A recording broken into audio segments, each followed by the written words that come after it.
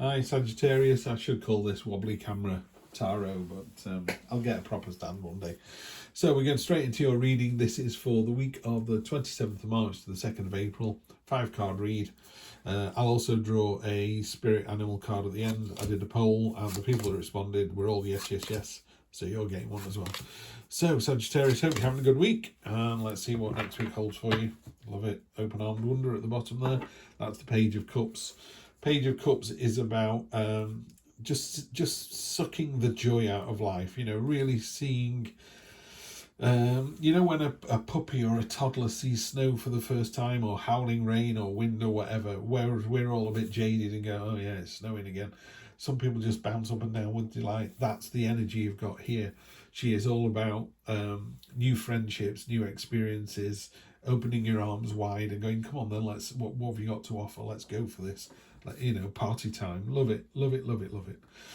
And then this is you. Wow. This is the magnetic card in my deck. This is the beautiful, attractive, magnetic personality of the Queen of Wands.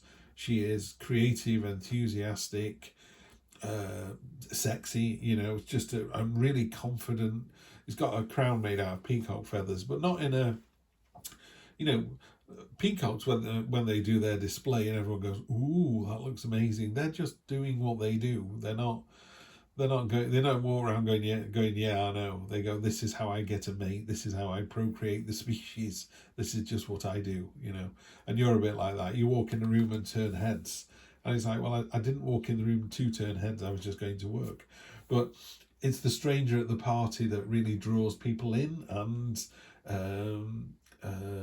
you just kind of go, I don't know anyone in this room, but if I was going to talk to someone, that's the person I would talk to. That's you. That's your energy here.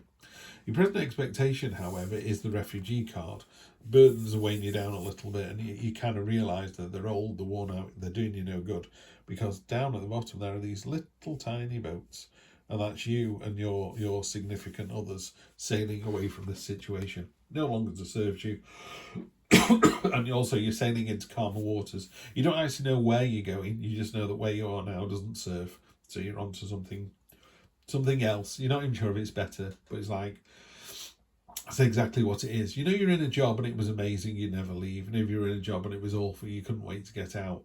Most of us are in jobs that are okay. You know, they're a good job. They pay well. The people are nice.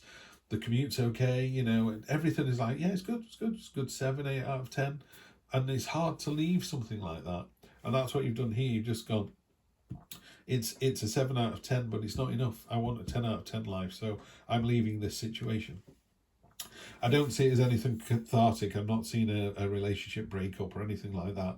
This, if it was a relationship, it would just be the classic one I use of, you know, you're on nights, I never see you, what we're going to do about this. And then you have a conversation. It could be you go, do you know what, with the cost of living, the extra money that the night shift brings, we can't afford not to do it. However, let's make more of our weekends, you know.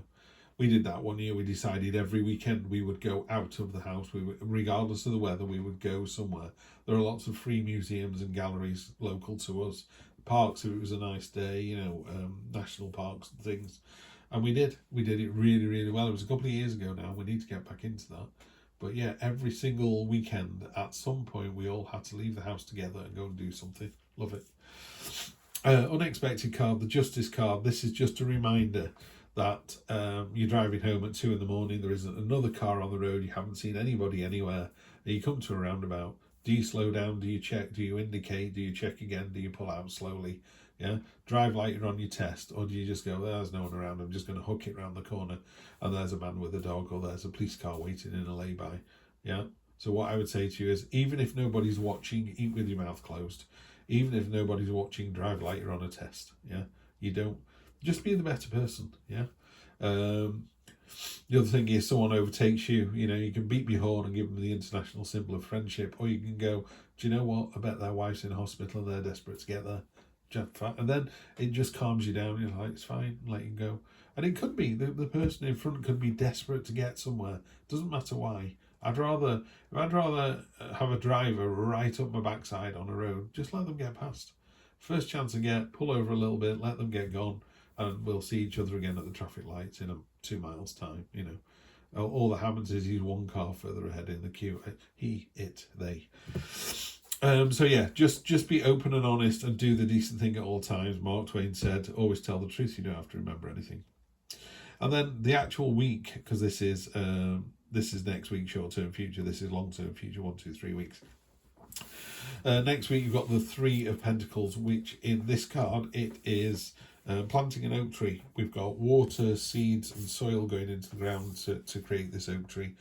Oak tree leaves are knowledge and understanding in tarot. So you're building a long-term legacy. You're building experience and knowledge, and also it is a very long-term strategy. You know, you plant an oak tree today, you're not going to sit in the shade of that oak tree. Your children probably aren't. Your grandchildren might. So it's real strategic long-term thinking. It's also a card of synergy. It's a card of 1 + 1 + 1 making 5. You know, none of these things on their own will grow that tree. Everyone needs the other one equally. Yeah.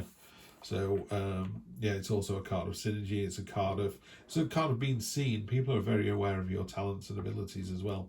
If you're in a relationship, it's your partner just thinking, do you know what? They really pull out all the stops. They're amazing. And then that leads this 1, 2, 3. So you're going from the 3 of Pentacles to the 10. This is the sort of high achievement card. This is, you know, done it, nailed it, got there. Depends what the dream is. Some people just want a tenner in the pocket. Some people want a roof over their heads. Some people want 28 million in the bank. Somebody wants 228 million in the bank. Whatever it is that these people desire. And I'm not suggesting that, you know, you're looking at this card and going, okay, when am I going to be a millionaire? Some people honestly don't want to be millionaires. They want to be comfortable. They want a partner. They want a child. They want a job they're happy in. They don't want to be scared. You know, it can be any of those things, but that's what this card is. It's a 10, so it's the end of the chapter. It's the completion. You've got there. Very happy, settled, generational, foundational card. Love it, love it, love it, love it. Okay, let's get these clarified, and then I shall go and do my daily job.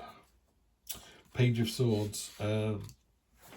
Page of Swords is ready to go, raring for action. You know, this is at the party you're turning heads. The Page of Swords is like, where's the next party? Where do we go from now?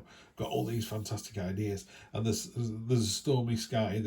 It's windy. It's movement. Yeah, you can see her ponytail.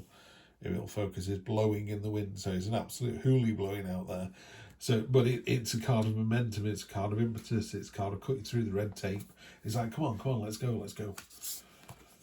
Ace of Swords. Wow, this is great. Ace of Swords, the light bulb moment. You know, and from that kind of confident, dynamic, cutting through the red tape, it resolves something. Something happens here. The Ace of Swords is the light bulb moment. It's that real clarity of purpose. It's like, oh, I get it now. Yeah. Oh, the butler did it. I get it now. And then you replay the whole movie in your head and go, yeah, when he turned the doorknob, he used his left hand, not his right. That's it. He's left-handed, blah, blah, blah. That's what it is. And it could be in love. It could be in work. It could be money. There's just something. You're just going to go, I've got it. I know what I need to do. That's it. 8 of Swords in the unexpected position. Be careful of a scarcity mindset. You know, if you're letting the Justice card rule, you'll be absolutely fine. The Justice card is all about fairness and balance and just seeing both sides. This is a card of woe is me. You know, I'm constricted, I'm blindfolded, I don't know where I'm going. It's like, well, you know there are swords there, just rub up against those swords. Those pardon me, the binding on here doesn't look that tight as far as I'm concerned. It's like, well, just cut that off. Cut it off and move on. You know, take the blindfold off and see what's actually going on. And there's nothing going on. You're not missing anything. It's not a FOMO, this. You're not fear of missing out on anything. So it can be quite a constrictive card because it's a woe is me. And then someone sits down and goes, go on then, tell me your problems. And you go, well, I don't really have any. It's like, right, you know, that was the light bulb moment. Sometimes you get a light bulb moment and then you go, is that the right thing though? And you bring yourself back down again. You know, you stand on top of the parapet and go, I'm here, and 27 people turn around and you go, ooh, everyone's looking at me. Yeah, that's good. They're looking at you because you are this confident peacock. Yeah. And you've got the world. The world is about, you know, meeting this intersex being, and this person just goes, come on through. here's the laurel wreath of success. It's time for you to level up. You've had all these fantastic experiences that got you to the 10. Now it's time to go whack around and do it all over again in a good way. It very simply put, it's leveling up. You know, you're currently, you know, I don't know, I always say to people's names, it's easy to say Adam and Eve. So you're Adam 27,234, you're going to be 27,235. It's just about leveling up every single time.